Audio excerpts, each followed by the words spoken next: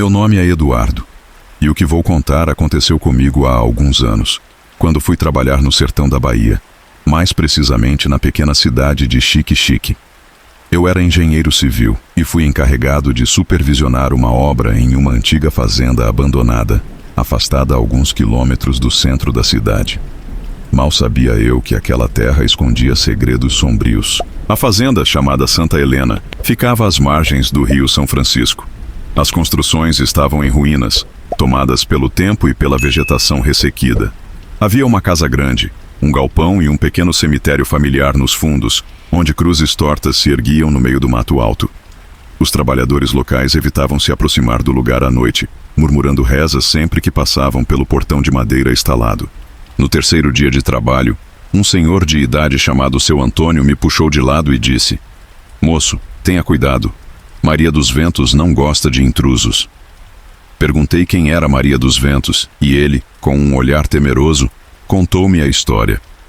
Maria era filha do antigo dono da fazenda, uma jovem bela e sonhadora que se apaixonou por um humilde canoeiro. O pai dela, um homem severo e de posses, nunca aceitou o romance e, em um acesso de fúria, mandou matar o rapaz e trancafiou Maria em um dos quartos da casa. Dizem que, em uma noite de ventania, ela conseguiu fugir, correndo desesperada até o rio. Chamou pelo amado em prantos, mas ninguém veio. No desespero, atirou-se às águas revoltas e nunca mais foi vista. Desde então, seu espírito vaga pela fazenda, chorando pelo amor perdido. Ri da história, achando que era apenas uma lenda para assustar forasteiros. Mas naquela noite, algo aconteceu. Eu decidi dormir na casa grande para evitar o trajeto longo até a cidade. A estrutura estava comprometida, mas um dos quartos ainda era minimamente habitável. Montei minha rede e apaguei a lanterna. O vento zunia forte lá fora e eu podia ouvir o farfalhar das folhas secas. Foi então que, no meio da escuridão, escutei um soluço. Meu corpo gelou. O som vinha do corredor. Tentei ignorar, convencendo-me de que era apenas o vento, mas os soluços se transformaram em um lamento triste e arrastado. "José?" Ouvi a voz feminina murmurar. "Onde você está?" Meu coração disparou. Olhei em direção à porta entreaberta e vi algo que jamais esquecerei. Uma silhueta feminina estava de pé, com longos cabelos desgrenhados cobrindo parte do rosto. Seu vestido esvoaçava, mas não havia vento dentro do quarto. Meus instintos gritavam para que eu corresse, mas minhas pernas estavam travadas. Maria dos Ventos ergueu a cabeça e seus olhos vazios me encararam. "Me ajude," ela sussurrou. Finalmente recuperei o movimento e saltei da rede, tropeçando até a porta. Corri sem olhar para trás, ouvindo seu lamento ecoar pelo casarão. Passei pelo portão e segui direto até a cidade, onde fiquei em uma pousada pelo resto da estadia. Nunca mais voltei àquela fazenda. O projeto foi cancelado algumas semanas depois. Os donos decidiram vender a terra para outra empresa, e a Santa Helena continuou esquecida pelo tempo. Mas os moradores de Xique-Xique ainda dizem que, em noites de ventania, se você ouvir com atenção, pode escutar o lamento de Maria chamando pelo amor que lhe foi roubado.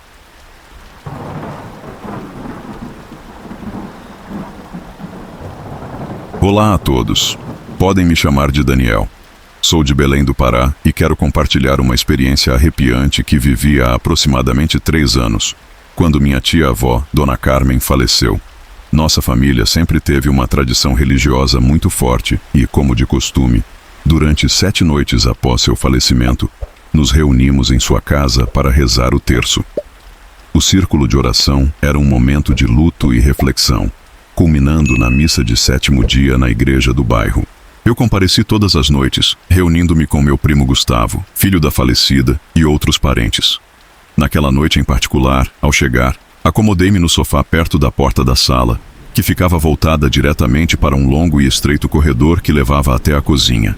Ao meu lado sentou-se Helena, esposa de um primo distante, e próximo a nós, em uma cadeira de madeira junto à porta, estava Eduardo, marido dela. Ele se posicionou de modo que conseguia ver parte do corredor, mas sua atenção estava voltada mais para o centro da sala. Em determinado momento, Gustavo foi chamado por Eduardo. Ele estava em um dos quartos conversando com sua namorada e a filha dela. Já vou, respondeu Gustavo saindo do quarto acompanhado das duas. Mas foi o que surgiu logo atrás deles que me fez gelar dos pés à cabeça. Uma sombra.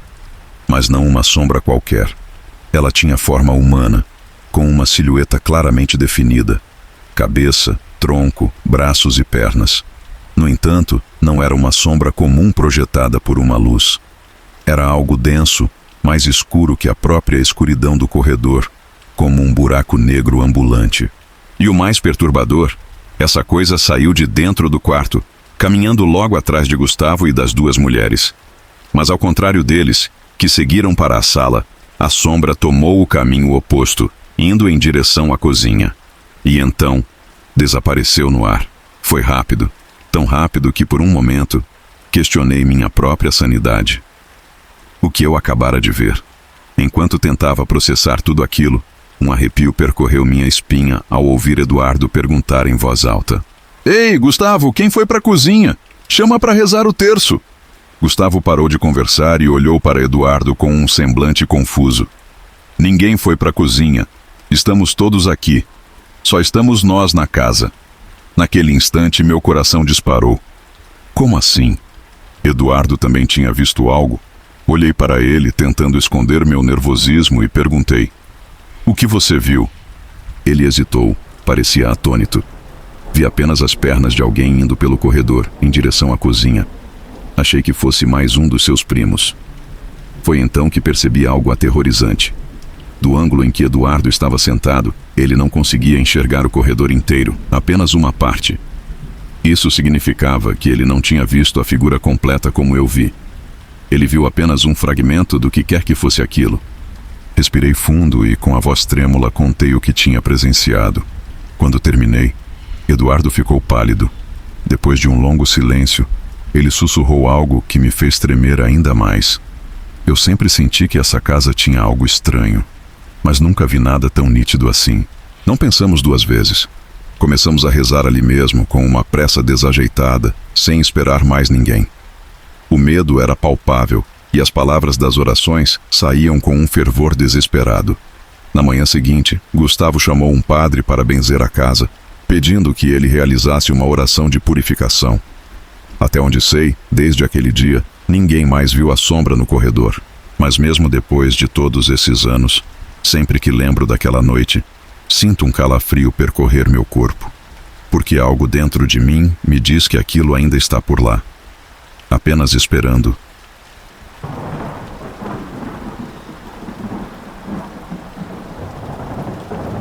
Boa noite. Meu nome é Joaquim Soares, tenho 55 anos e o que vou relatar é um acontecimento que meu avô me contou quando eu ainda era criança. Ele jurava que era verdade e aconteceu em 1945, numa vila remota chamada São Bento, no interior da Bahia. Lembro-me desse dia como se fosse ontem. Enquanto tomava banho, observei meu avô se barbeando no espelho. Ele estava sem camisa. E foi quando notei uma cicatriz profunda cruzando suas costas, do ombro esquerdo até o lado direito. Era uma marca imponente, que eu nunca tinha visto antes, pois ele raramente ficava sem camisa. Poucas vezes tentei perguntar sobre aquilo, mas ele sempre evitava responder. No entanto, naquele dia, aproveitando seu bom humor, decidi insistir. Perguntei como ele tinha conseguido aquela cicatriz e, para aumentar a curiosidade, mencionei como meu tio Sebastião havia perdido parte dos lábios. Ele sorriu de leve e disse que contaria a história depois do jantar. Não perdi tempo e logo espalhei a notícia para meus irmãos. Até minha mãe ficou curiosa e ansiosa para ouvir o relato. Após o jantar, enquanto tomava seu café num copo de vidro grosso, meu avô pegou um palito de dente, sentou-se na cadeira de balanço e começou a contar. Isso aconteceu quando ele tinha 16 anos, no distante ano de 1945. Meu avô morava com o tio Sebastião na vila de São Bento, pois havia perdido os pais muito cedo, vítimas dos conflitos armados que assolavam a região. Desde pequeno, ele aprendeu a montar e a lidar com o gado na vegetação seca do sertão. O trabalho como vaqueiro o tornou conhecido na vila, tanto para domar cavalos quanto para ajudar em diversas tarefas. Além disso, ele auxiliava o tio Sebastião, na entrega de rapaduras, cachaça e farinha nas feiras das cidades vizinhas. Nossa família produzia esses itens, e a distribuição era feita com carroças puxadas por burros. Toda semana, um dos filhos do tio Sebastião acompanhava as entregas, e naquela vez, a responsabilidade era de Tião, o filho mais preguiçoso. Desde cedo, ele reclamava de dores imaginárias para escapar do trabalho. Quando chegou a hora da partida, nenhum cavalo estava pronto.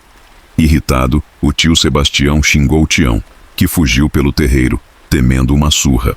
Vendo o desespero do tio, meu avô se ofereceu para substituí-lo. Rapidamente carregaram a carroça e partiram.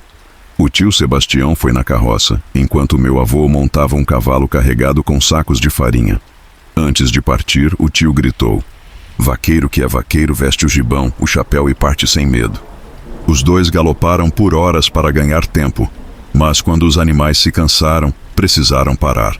O sol do sertão era impiedoso, e apesar das roupas de couro e do chapéu de palha, a sensação era de que estavam sendo cozidos vivos. Após um breve descanso, seguiram viagem até chegarem a uma estrada estreita, ladeada por 2 enormes juazeiros.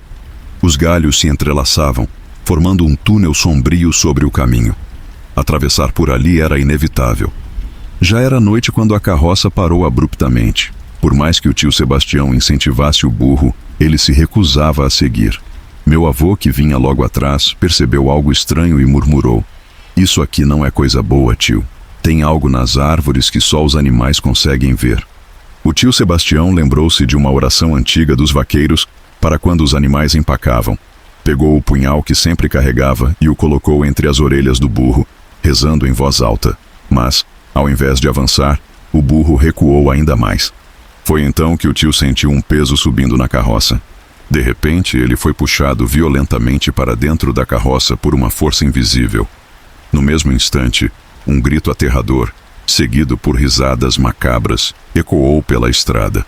Meu avô ficou paralisado e, tomado pelo pavor, clamou: "Valei-me, meu padim Cisso, protege-me, Nossa Senhora." No momento seguinte, uma dor insuportável atravessou suas costas, como se algo o tivesse chicoteado. O cavalo, assustado, empinou e disparou em desespero pelo matagal. Galhos afiados cortavam suas costas, braços e rosto. Em meio ao caos, ele se desequilibrou e ficou pendurado no animal. O cavalo correu até tropeçar e cair em um buraco, quebrando a perna. Meu avô bateu a cabeça em uma pedra e desmaiou. Quando acordou, já era dia. Atônito, correu de volta à estrada dos Juazeiros, onde encontrou o tio Sebastião em choque. Ele estava ferido, como se tivesse sido atacado por uma fera. Seu rosto e braços estavam arranhados, e um grande pedaço de seu lábio superior havia sido arrancado. A carga de rapaduras e farinha estava espalhada pelo chão. Um viajante passou pelo local e, horrorizado, perguntou: "Oxente, o que aconteceu aqui? Foram atacados por um bicho?" O tio Sebastião, ainda ofegante, respondeu: "Era uma legião de coisa ruim, meu amigo. O que aconteceu aqui não foi obra deste mundo." O viajante, tremendo, ajudou os dois a chegarem até um vilarejo próximo. Durante o caminho, ele revelou que naquela estrada ninguém ousava passar durante a noite. Contavam que era assombrada, pois muitos crimes haviam sido cometidos ali. Quanto ao Tião, depois dessa história, levou uma boa surra do pai e foi obrigado a fazer as entregas sozinho durante 1 ano, sem descanso. Meu avô e o tio Sebastião nunca mais passaram por aquela estrada depois do anoitecer. Cheguei a sugerir que colocassem um aviso na vila, alertando os viajantes sobre o perigo de atravessar aquele túnel à noite. Cuidado por onde anda. Algumas presenças não querem ser incomodadas.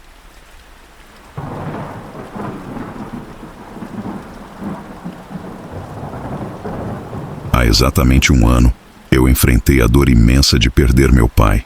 Foi uma perda devastadora, mas, inesperadamente, o destino me trouxe um presente que mudou minha vida e me ajudou a encerrar aquele ciclo de luto.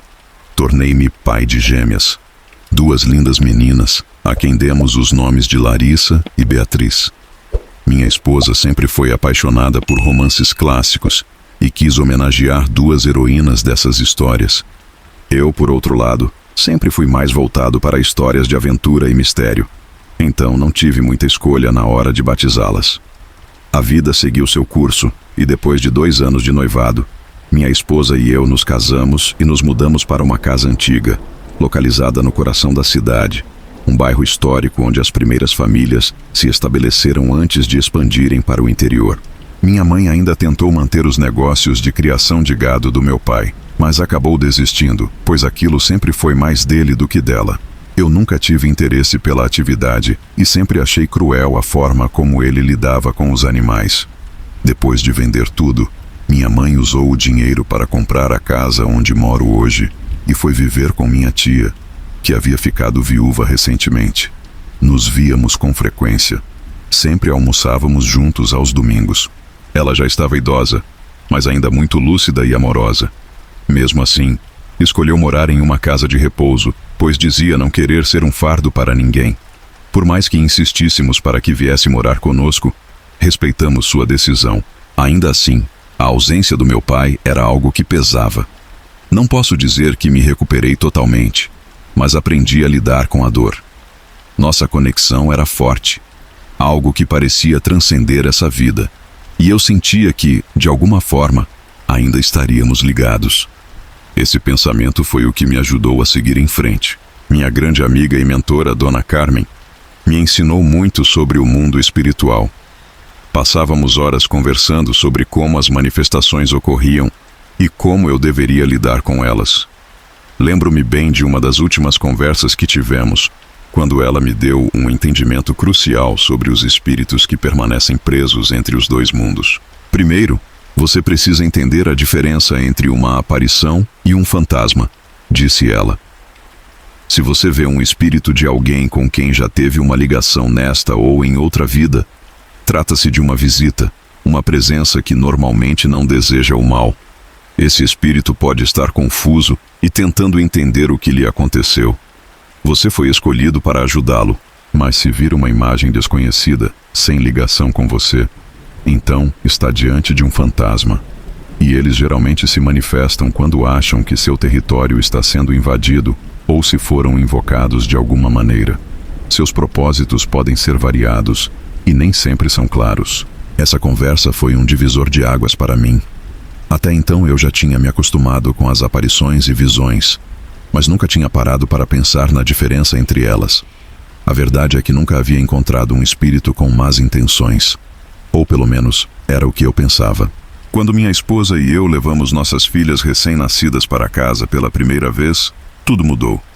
Assim que abri a porta, vi uma mulher sentada na poltrona da sala. Ela se levantou devagar e olhou diretamente para as bebês em nossos braços. Ficou ali por um longo tempo, analisando-as, como se estivesse contemplando algo muito importante.